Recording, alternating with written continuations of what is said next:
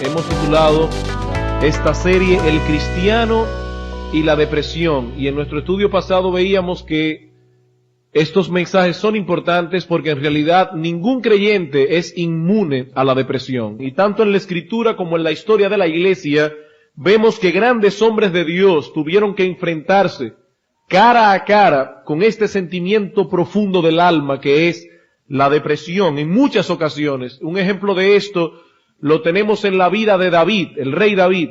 Este fue un gran hombre de Dios. Más aún, dice la Escritura que David tenía un corazón conforme al corazón de Dios. Sin embargo, cuando leemos los salmos de David, nos damos cuenta que este hombre en innumerables ocasiones estuvo bordeando los abismos o los bordes del abismo de la depresión. Uno de esos salmos es el Salmo 42. Ese salmo contiene grandes lecciones acerca del tema que estamos tratando en esta serie. Por el lenguaje que usa David en este salmo, aparentemente fue escrito en el exilio. Y muchos comentaristas opinan que probablemente David escribió este salmo cuando estaba huyendo de su hijo Absalón. Y es muy probable que haya sido así. Su propio hijo, su propia carne lo estaba persiguiendo. Y por supuesto, sus enemigos aprovecharon la ocasión para decirle a David: tú estás sufriendo por causa de tu propio pecado y Dios te ha abandonado. De todos modos, sabemos por el Salmo que definitivamente David estaba pasando por un terrible problema, por una gran tribulación. Noten el versículo 3. Fueron mis lágrimas mi pan de día y de noche, mientras me dicen todos los días: ¿dónde está tu Dios? Me acuerdo de estas cosas y derramo mi alma dentro de mí. Versículo 5, ¿por qué te abates, oh alma mía, y te turbas dentro de mí? Versículo 6, Dios mío, mi alma está abatida en mí. Versículo 7, un abismo llama a otro a la voz de tus cascadas. Todas tus ondas y tus olas han pasado sobre mí. ¿Qué lenguaje es ese? Se sentía triturado por los problemas en este salmo. Sin embargo, aquí vemos a un hombre que en medio de su dolor y en medio de su profunda tristeza, emerge del terreno de la duda y el abatimiento al terreno de la fe. Versículo 5. ¿Por qué te abates, oh alma mía, y te turbas dentro de mí? Espera en Dios, porque aún he de alabarle, salvación mía y Dios mío. Y a pesar de que en el versículo 9 parece que la duda lo asalta de nuevo, diré a Dios: roca mía, ¿por qué te has olvidado de mí? En el versículo 11 vuelve y sale de nuevo de la duda y dice: ¿por qué te abates, oh alma mía, y te turbas dentro de mí? Espera en Dios, porque aún he de alabarle. Aquí hay un hombre luchando en su propio corazón entre la duda y la fe. Sin embargo, de los versículos 5 y el versículo 11, que son idénticos, nosotros sacamos algunas lecciones que nos van a ayudar tremendamente en este tema de la depresión. Por ejemplo, nosotros aprendemos de ese texto del versículo 5 y del versículo 11 que implícitamente el salmista nos está enseñando que el justo goza de una paz que es característica de todos aquellos que pertenecen al pueblo de Dios. Noten que el salmista, extrañado, le pregunta a su alma: ¿por qué te abates, oh alma mía? Está diciendo: estás en una condición que no es usual para un hombre que pertenece al pueblo de Dios. Él está enseñando implícitamente que el estado normal, el estado natural de un alma que tiene relación con Dios es un estado de paz y de quietud. Si no fuese así, David no tendría por qué sorprenderse, pero él se sorprende y dice: ¿por qué te abates, oh alma mía? En segundo lugar, aprendemos de este salmo que esa paz puede verse terriblemente afectada. Que esa paz interna que goza el pueblo de Dios puede verse terriblemente afectada. Y las palabras que usa David aquí son muy fuertes. Cuando él dice: ¿por qué te abates, oh alma mía? La idea de abatir es cargar un peso que es demasiado pesado. Cuando una persona está pasando por un proceso de depresión, él siente que el peso del problema es tan grande que él no puede casi ni arrastrar su vida junto con el problema. Y le dices: ¿por qué te turbas dentro de mí? La paz que gozan los que componen el pueblo de Dios puede verse terriblemente afectada. Por otra parte, vemos en ese texto que la causa de esa turbación siempre está dentro de nosotros mismos. Recuerden, hermanos, que cuando yo estoy enfrentando la depresión, yo siempre debo asumir mi responsabilidad. Un hombre o una mujer que llega a una depresión llegó ahí porque él quiso llegar ahí. Porque él no trató el problema en una forma adecuada. No fue el problema externo lo que le causó la depresión. Lo que le causó la depresión fue haber enfrentado el problema externo en una forma equivocada. Por eso cuando David quiere enfrentar el asunto, él se va a su propia alma y le dice, ¿por qué te abates, oh alma mía? Él entendía que el problema estaba en su propia alma, no en su hijo Absalón, no en sus enemigos que querían hacerle creer que Dios lo había olvidado. El problema estaba en su propio corazón. Y en cuarto lugar, nosotros aprendemos de ese texto que el secreto de la victoria está dentro de nosotros mismos también. ¿Qué hace David en ese texto? Hermano, tú quieres no caer nunca en una depresión, te voy a dar el secreto de la victoria. De acuerdo a lo que dice David aquí, no le permitas a tu alma hablar. Eso puede sonar extraño. Pero noten lo que dice David en ese texto. ¿Por qué te abates, oh alma mía? El alma de David comienza a argumentar. ¿Pero qué hace David? David no permite de ninguna manera que su alma comience a argumentar sin control, y más bien es él que le habla a su alma. ¿Y qué hace él con su alma? Primero la reprende y después la alienta. Primero David le dice, ¿por qué te abates, oh alma mía? Tú no tienes derecho a eso. David quería impedir que su propia alma lo llevara a él a un estado de autoconmiseración. No, él no puede permitir eso. Hermano, nunca le permitas a tu alma argumentar sin control. Háblale tú a ella. David le dice, ¿por qué te abates, oh alma mía? Pero luego la alienta y le dice, espera en Dios, porque aún he de alabarle, salvación mía y Dios mío. Ese es el secreto de la victoria. Por encima de todas sus tribulaciones, habían dos verdades que iluminaban el alma de David y que lo sostenían en medio de su problema. Primero, que David sabía que Dios era la fuente inagotable de su propia paz. Noten que cuando él está turbado, ¿a quién acude él? Acude a Dios. En el versículo 1 dice, como el ciervo brama por las corrientes de las aguas, así clama por ti, oh Dios, el alma mía. Mi alma tiene sed de Dios. David sabía que nada, absolutamente nada podía calmar su turbación. El secreto de la victoria no estaba en que su hijo dejara de perseguirlo. El secreto de la victoria no estaba en que él volviera a Jerusalén. El secreto de la victoria estaba en que él estuviera cerca de Dios. Por eso dice, mi alma tiene sed de Dios. Versículo 6. Dios mío, mi alma está abatida en mí. Por tanto, ¿qué haré? Me acordaré por tanto de ti. Me acordaré por tanto de ti. Él sabía que Dios era la fuente inagotable de su paz. Pero en segundo lugar, él sabía que su esperanza en Dios no sería defraudada. Su esperanza en Dios no sería defraudada. Él dice, ¿por qué te abates, oh alma mía? ¿Por qué te turbas dentro de mí? Espera en Dios, porque esa es una esperanza segura. Espera en Dios, porque yo estoy completamente seguro que no importa la situación en medio de la cual me encuentro en este momento, yo estoy seguro que yo voy a volver a alabarle de nuevo. Él es mi salvación, yo no seré defraudado. ¿Por qué te abates, oh alma mía? Dos grandes verdades. Dios es la única fuente de nuestra paz. Esa esperanza nunca será defraudada. Pero ¿saben una cosa, hermanos? El diablo también conoce esas verdades. Por eso, antes de Satanás arrastrar a un creyente a la depresión, tiene que convencer a ese cristiano de que en cierto sentido Dios se ha olvidado de él. Por tanto, hermano, no podemos entonces considerar el tema del cristiano y la depresión sin considerar este asunto antes que nada. En el mensaje pasado definíamos lo que era la depresión. Definíamos cómo el creyente llega a una depresión. Inclusive veíamos algunos principios generales de cómo enfrentar la depresión, pero en este estudio vamos a considerar nuestra relación con Dios, tanto en su aspecto teológico como en su aspecto práctico. Y para ello, vayamos a Romanos capítulo 5, versículo 1. El título del mensaje de esta noche es Justificados pues por la fe. Dice el apóstol Pablo, justificados pues por la fe tenemos paz para con Dios por medio de nuestro Señor Jesucristo.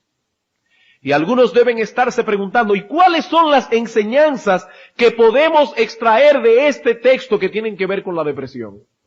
Bueno, eso es lo que vamos a tratar de responder en esta noche. ¿Cuáles son las enseñanzas que podemos extraer de ese texto con respecto a la depresión y el cristiano? Bueno, en primer lugar entendemos por ese texto algo que está claramente expresado allí, y es que hemos sido justificados únicamente por la fe. Y antes de poder considerar exactamente qué significa eso, nosotros tenemos que ver cuál es el contexto en el que aparece este pequeño versículo en la Epístola a los Romanos. En el capítulo 1 de la Epístola a los Romanos, a partir del versículo 18, hasta capítulo 3, versículo 20, el apóstol Pablo expone en su carta a los romanos la culpabilidad del hombre. Tanto del gentil, es decir, del pagano, como también del judío. Versículo 9 del capítulo 3. Todos están bajo pecado. Todos están bajo pecado. No hay justo ni aun uno. Todos se desviaron. No hay quien haga lo bueno. Todos están bajo pecado. Ahora bien, luego que Pablo demuestra la culpabilidad del hombre, él da un segundo paso, y a partir del versículo 21 del capítulo 3 nos muestra cómo fue que Dios resolvió el problema. A través de la obra de Cristo en la cruz, capítulo 3, versículo 21. Pero ahora, aparte de la ley, se ha manifestado la justicia de Dios testificada por la ley y por los profetas. La justicia de Dios por medio de la fe en Jesucristo, para todos los que creen en Él, porque no hay diferencia, por cuanto todos pecaron y están destituidos de la gloria de Dios, siendo justificados gratuitamente por su gracia mediante la redención que es en Cristo Jesús, a quien Dios puso como propiciación por medio de la fe en su sangre, para manifestar su justicia a causa de haber pasado por alto en su paciencia los pecados pasados, con la mira de manifestar en este tiempo su justicia, a fin de que sea Él el justo y el que justifica al que es de la fe de Jesús. ¿Dónde pues está la jactancia? Queda excluida. ¿Por cuál ley? ¿Por la de las obras? No, sino por la ley de la fe. Concluimos pues que el hombre es justificado por fe sin las obras de la ley. El gentil cambió la verdad de Dios por la mentira. El judío no vivió a la altura de la verdad. Entonces, ¿qué hizo Dios? Que lo justificó a ambos, al judío y al gentil, a través de la obra que Cristo hizo en la cruz. Dios justifica a ambos por medio de la persona de Jesucristo. Justificados pues por la fe, tenemos paz para con Dios. Él ha demostrado que el hombre no puede justificarse de ninguna otra manera, solamente por la fe. ¿Y cuál es el resultado? Que justificados por la fe, tenemos paz para con Dios. Ahora bien, hasta ahora hemos estado usando la expresión justificación por la fe. Pero ¿qué significa realmente haber sido justificados? Cuando dice la Escritura que nosotros hemos sido justificados, ¿qué significa eso? ¿Qué creemos nosotros? Que la justificación no es más que el acto legal, a través del cual Dios declara justo a un injusto. Es la obra a través de la cual Dios declara, es una declaración legal.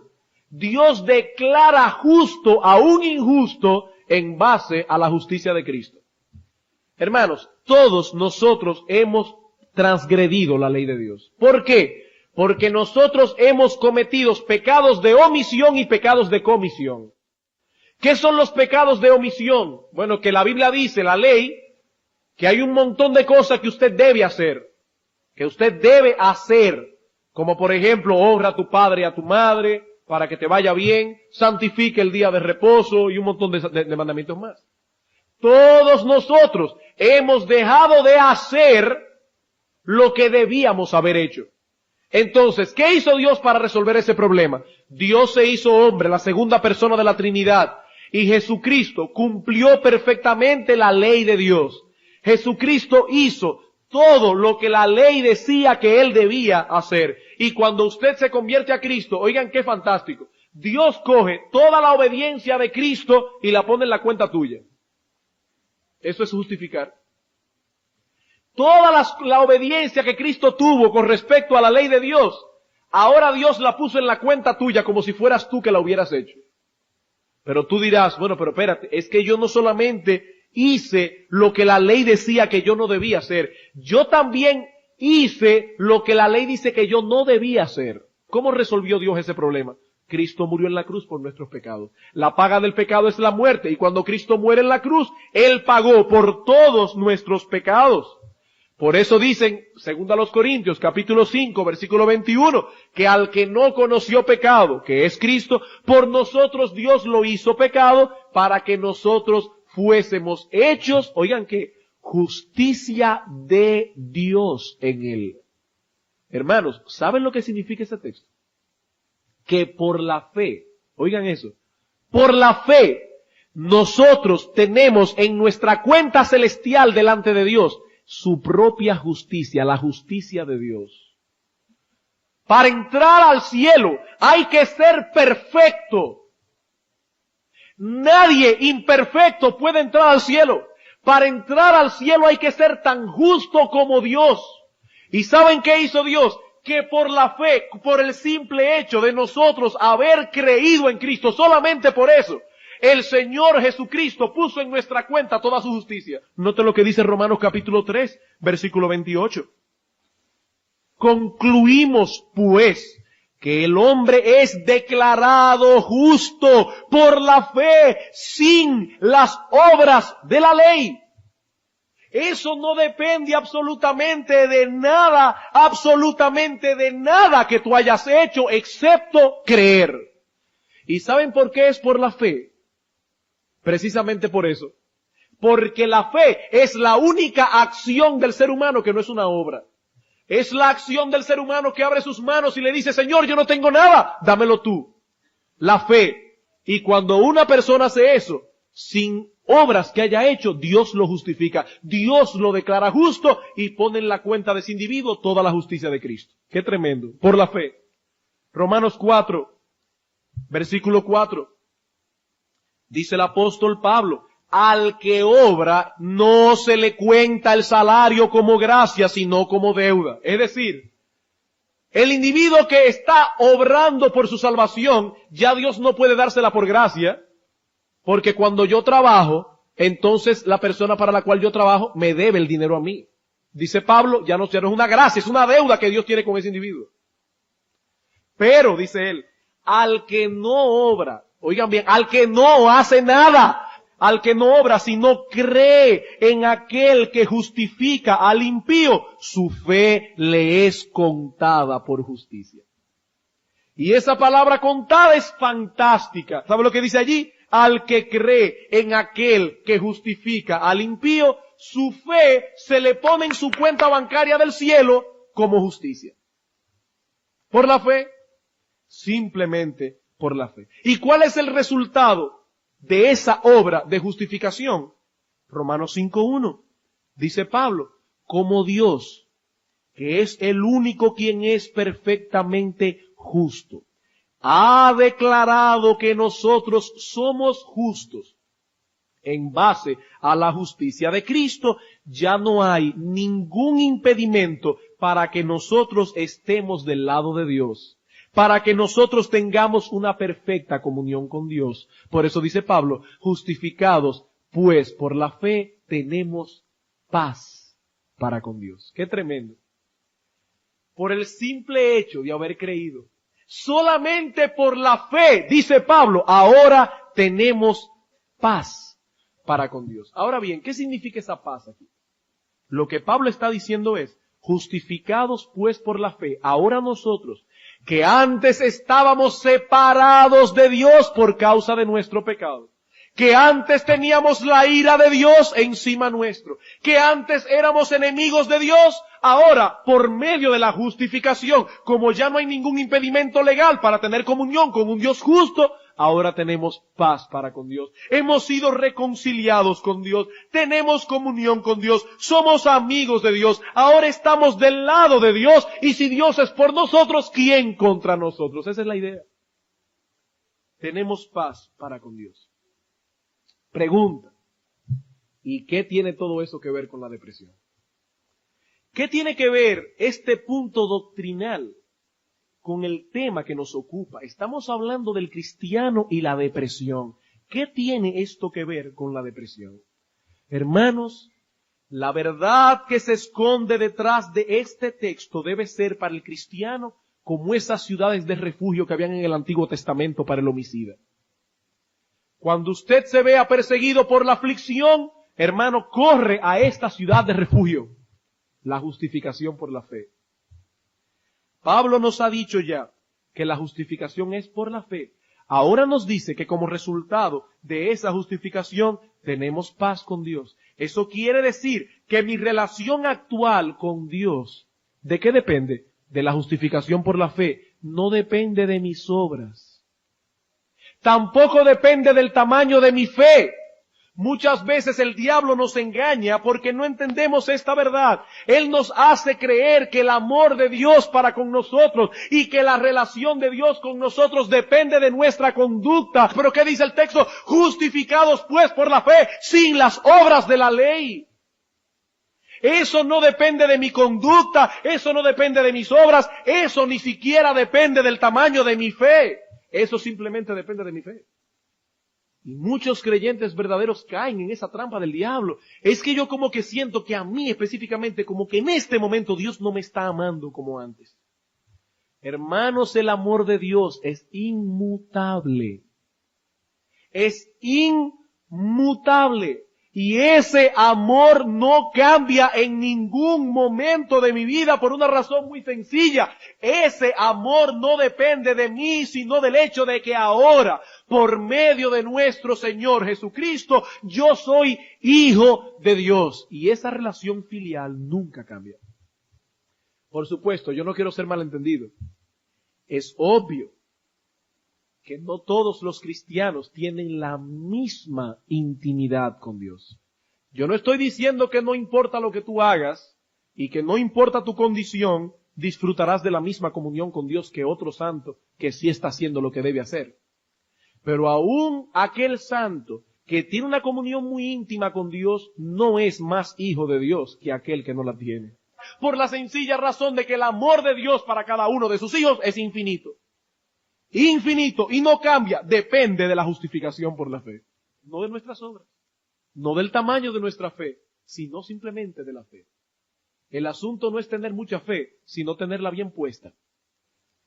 Hermanos, óiganme bien, no es la fe lo que salva, y ahí está la duda de muchos hermanos. La fe no salva a nadie, el que salva es Jesucristo a través de la fe. Cuando yo llegue al cielo, yo no voy a llegar al cielo dándole gloria a mi fe. Yo voy a darle gloria a Jesucristo, quien me salvó por medio de la fe. Por lo tanto, ¿quién es el Salvador? Jesucristo, por medio de la fe. ¿Sabes una cosa? Nuestra paz interna, esa quietud que todo cristiano a veces quiere experimentar y no experimenta, porque esa sí es variable, la paz interna. Nuestra paz interna depende mucho de la comprensión que tengamos de esta doctrina. Nosotros tenemos paz para con Dios. Y si bien es cierto que nuestra paz interna puede verse terriblemente afectada, como fue el caso de la paz de David en el Salmo 42, nuestra relación con Dios nunca puede verse afectada. ¿Estás abatido por causa de que te encuentras en medio de grandes dificultades? No te preocupes, Dios está de tu parte y Él puede hacer que esas dificultades obren para tu bien. Mi relación con Dios no cambia nunca. Nunca. Yo he sido justificado por la fe. Hermano, entiende eso de una vez por todas. Hemos sido justificados por la fe. Y ese es el punto crucial para disfrutar de la salvación y para tener victoria en la vida cristiana. En Efesios capítulo 6, cuando Pablo habla de la armadura del creyente, dice él en el versículo 15, calzado los pies con el apresto del Evangelio de la paz. Dice el doctor MacArthur, comentando ese texto, el Evangelio de la paz es la maravillosa verdad de que en Cristo estamos ahora en paz con Dios y somos uno con Él. Por tanto, cuando nuestros pies son calzados con el apresto del Evangelio de la paz, nosotros nos sostenemos en la confianza del amor de Dios por nosotros, de su unión con nosotros y de su compromiso de pelear por nosotros. Y cuando un individuo está parado en esa paz, ¿Qué lo puede mover? Hermano, yo no sé qué tan terrible es la condición en que te encuentras en este momento, pero déjame decirte algo, Dios está de tu parte. Dios está de tu parte. Ahí es que yo veo la importancia de tener una buena doctrina. Qué penoso es no saber eso. Qué terrible debe ser para un cristiano no conocer a fondo la doctrina de la justificación por la fe. Justificados pues por la fe, tenemos paz para con Dios. Y solo un creyente que comprenda la justificación por la fe puede disfrutar experimentalmente de la paz que Dios le ha dado posicionalmente. Hemos sido justificados por la fe y por medio de la justificación ahora tenemos paz para con Dios. Estamos del lado de Dios. Yo no sé qué tan terrible puede ser tu situación actual o qué tan profundo puede ser tu dolor. Esa relación con Dios no ha variado nada, nada. Y por lo tanto, óyeme bien, tienes que impedirle a tu alma que siga argumentando sin control. Espera en Dios. Nuestra paz experimental puede ser turbada. Y de seguro lo será durante nuestro peregrinaje de aquí al cielo. Pero por medio de la obra de Cristo a nuestro favor, ha habido un cambio trascendental en la relación de Dios conmigo. Y ese Dios todopoderoso que antes era mi enemigo, ese Dios todopoderoso que antes tenía toda su ira encima de mi cabeza, ahora está por mí. Y si Dios es por nosotros, ¿quién contra nosotros? Si Dios es el que justifica, ¿quién es el que condenará? Hermanos, este es el punto de partida si de veras queremos tener victoria sobre la depresión.